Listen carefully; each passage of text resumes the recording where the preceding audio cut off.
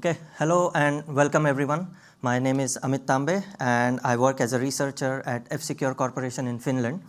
And my topic for today is the F-Secure Scam Tactics and Techniques Framework. But before I explain more about the framework, let me take a step back and explain about the research goals and the motivation behind this work. So scams are the #1 threat that affects online consumers these days.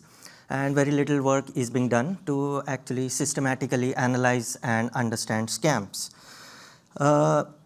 Being in the security industry, we keep hearing about scams affecting different people, scams affecting different people in specific geographical locations, or scams that use particular techniques. But how many amongst us can remember all the scams that are out there? So as security researchers, can we possibly remember everything? That is challenging because there is the fake pizza flyer scam and a fake payment scam or a fake number scam, fake blackmail scam, fake profile scam, recovery scam, this scam, that scam, so many scams. In fact, it's impossible for me to even list all of those in a single slide here. All I managed to do was get a small snapshot here. But the essence is that it's really challenging to remember all the scams that are happening. Even if your memory is good, is it possible to remember the techniques that all these scams use? That is equally difficult because as a security researcher, say you get exposed to a specific subset of scams, you will still only know the techniques that are being used in that particular subset. You cannot possibly know all the techniques that are being used out there. And after knowing about the scams and techniques, the third question is, how do you effectively communicate this to the security industry at large? So you may know some telltale signs, give some anecdotal evidence to your family, co-workers, relatives, but how do you formally and systematically communicate this knowledge to everyone in the security industry? So in order to systematically understand scams, let's understand more about the scam kill chain. So what is a kill chain? Kill chain is a set of steps that an attacker may take in order to make an attack successful on an organization. It's basically a term from the military and has been used in the security industry for quite some time. So now we extend the kill chain to scams as well. So what is a scam kill chain? Scam kill chain is a series of steps that a scammer has to undertake in order to make the scam successful.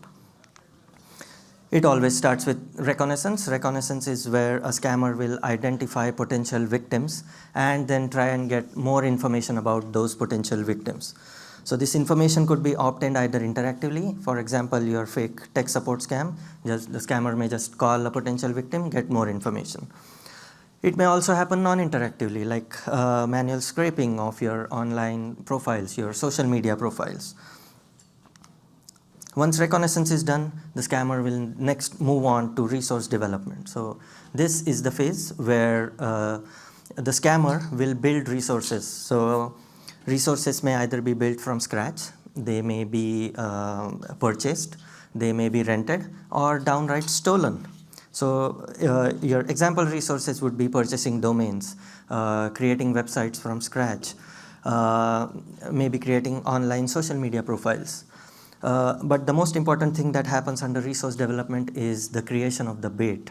So the bait is the lure that will be used by scammers to make the scam successful. So whenever you get a fake tech support scam call, the scammer on the other side is talking something. So he needs a script to make that scam successful. So the resource development phase is where such scripts will be written. Or it may also be the phase where those fake advertisements are created that you will later on see on your social media account.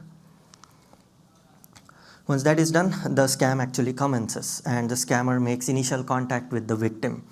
So this initial contact may be performed in two ways. One is adversary driven, which seems natural, but the other way is also victim initiated. So that may come as a surprise because why would a victim initiate contact with a scammer?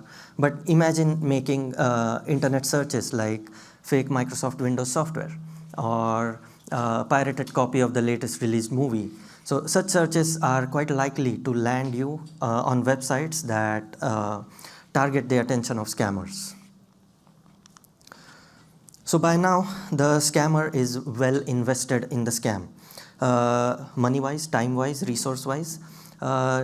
Initial contact has been already made with the victim. So now is the phase where the scammer needs to persist.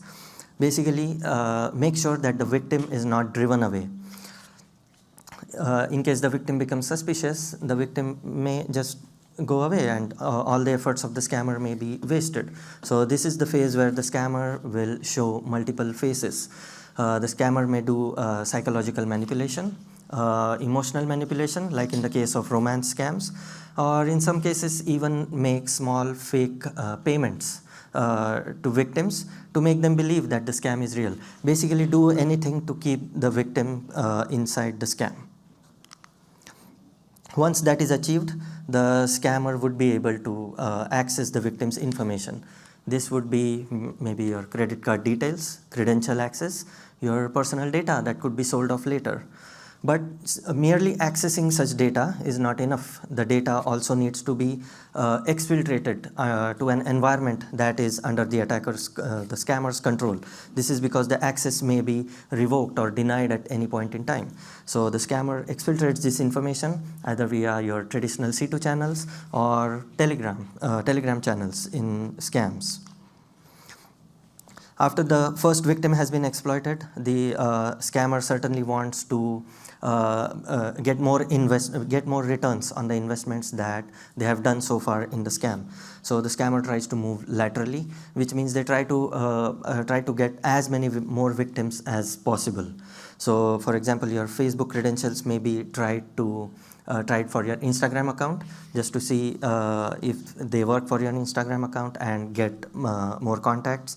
Or if your phone gets hacked, maybe phishing SMS messages may be sent to your phone contacts. And the last step is monetization. So this is where the scammer makes money. That's why the scammer is in the business of scams. The currency of the scammer, however, may be multifold, like cryptocurrency, or perhaps stealing your identity to buy a house later on. Or simply using your identity to enjoy premium services like YouTube Premium or Steam accounts, whatever. But these are the steps that a scammer needs to undertake to make a scam successful. And now I come to the scam tactics and techniques framework. So based on the skill chain, we have come up with a framework to formally and systematically define scams. This is based on two foundation principles. One is our extensive review of real-world scams that are happening out there, and the other is F-Secure's own extensive security industry experience over the last 3 decades. So I now introduce to you the scam tactics and techniques framework. This is inspired from the MITRE attack matrix. However, the attack matrix is applicable for enterprise context, whereas the scam framework is applicable in case of consumer scams. So the table is made up of several tactics that are the columns, and these correspond to the scam kill chain steps that I explained earlier, and techniques are the rows in the table. So these are more detailed steps that a scammer needs to undertake in order to make that particular tactic successful. So for example, if you take initial contact with the victim may be established in several ways. So several techniques may be used. For example, sending a phishing email, or making fake phone calls, or simply sending phishing SMS. I would also like to attract your attention to the arrow at the bottom with green color towards the left side. What it means is the earlier you are able to detect a scam as per this framework, the better protection you can provide. So more towards the left would mean better. You would be able to stop the scam attack earlier. I would now like to walk you through a real-life scam example and show how it maps to our framework. So I've chosen the example of a recovery scam. A recovery scam is where you select people who have been already victims of a crypto investment scam.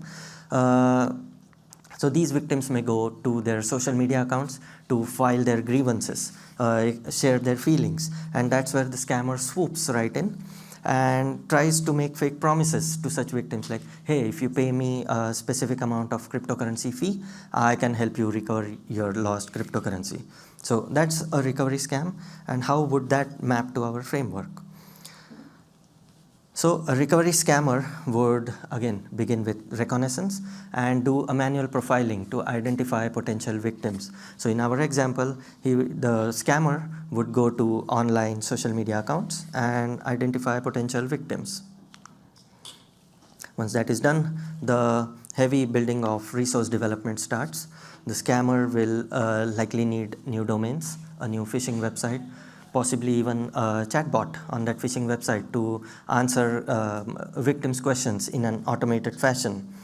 The scammer certainly needs fake social media accounts to make the victim believe that the scam is real, and also develop a human language script that will be used when interacting with victims, the potential victims that have been identified.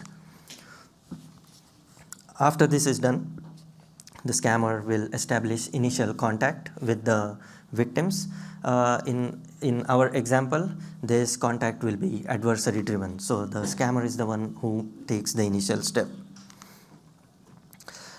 After the first responses have been received from these potential victims, the scammer wants to make sure that the recovery scam continues and the victim is not driven away. So in this case, the scammer will use the technique of psychological manipulation. So since these victims have already been victims of another scam, it's a tiny bit easy to psychologically manipulate such victims further. After this, the scammer is then able to kind of lure the victim to the phishing website and extract personal information. So via the phishing pages that have been created by the scammer, and then exfiltrates this information to a server that is under the control of the scammer. After this, the scammer naturally wants to try and attract as many more victims as possible. The scammer goes back to the social media groups where the first victim was acquired and posts more fake comments on those groups to attract more victims.